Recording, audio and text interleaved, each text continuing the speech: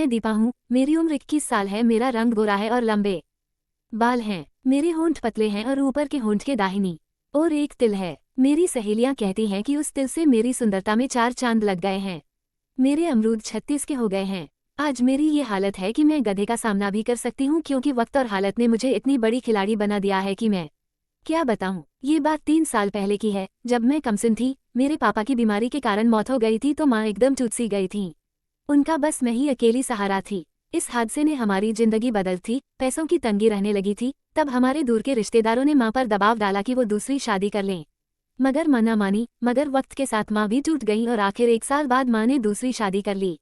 मेरे नए सौतेले पापा शराबी थे। उनके 2 बेटे थे जो करीब मेरी ही उम्र के थे या शायद मुझसे थोड़े बड़े थे। शुरू में तो सब ठीक तक चलता रहा, मगर साल भर में ही पापा माँ को मारने लगे और वे मुझे भी पसंद नहीं करते थे, सो मेरी पढ़ाई भी बंद हो गई थी। मेरे दोनों भाई भी हमेशा मुझे मारते रहते थे। घर का सारा काम हम माँ बेटी मिलकर करती थे। और धीरे धीरे माँ टूट सी गई और बीमार रहने लगी और आखिरकार माँ भी मुझे छोड़कर चली गईं। अब तो मुझ पर जुल्म बढ़ने लगे। मैं भी धीरे धीरे इनकी मार की आदी हो गई। जब मैं 18 साल की हुई उस दिन तक मैं पूरी जवान हो गई थी। मेरा सौतेला भाई संदीप जो 20 साल का था, अक्सर मुझे मारने के बहाने मेरे अमरूदों को दबा देता था। दोपहर को मैं छत से कपड़े उतारने गई तो संदीप वहां आ गया और मेरे पीछे आकर खड़ा हो गया। उस वक्त मैंने एक पुरानी सी सलवार कमीज पहनी हुई थी। दुपट्टा मैंने एक तरफ रख दिया था। संदीप बोला, अरे दीपा, आज ये दुपट्टा तूने एक तरफ क्यों रखा है? नहीं तो इसके बिना तू रहती ही नहीं है। मैं बोली, वो क्या है ना भाई, आज मुझे गर्मी लग रही है इसलिए मैंने सोचा छत पर हवा अच्छी आ रही है, थोड़ी हवा खा लूं। संदीप बोला, अरे मेरी बहना, आज तो मस्त लग रही हो, आओ आज तुम्हें एक चीज दिखाता हूँ।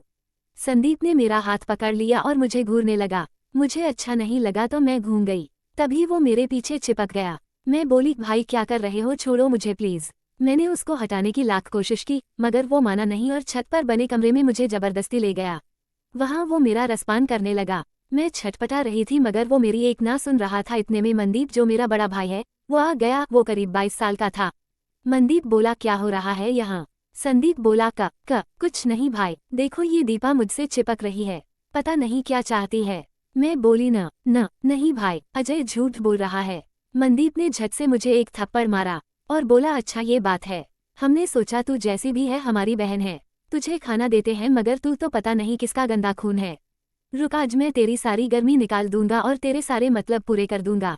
मैं बोली, भाई प्लीज, मैंने ऐसा कुछ नहीं कहा, प्लीज मुझे माफ कर दो। पर असल में तो मैं सब समझ रही थी कि ये दोनों भाई मुझे खोदने के ख्याल से यह नौटंकी कर रहे हैं। जवान तो मैं भी हो चुकी थी, मेरे बदन में भी अग्नि तो उठती ही रहती थी, पर मैंने विरोध तो करना ही था ना अपने सौतेले भाइयों की हरकतों का।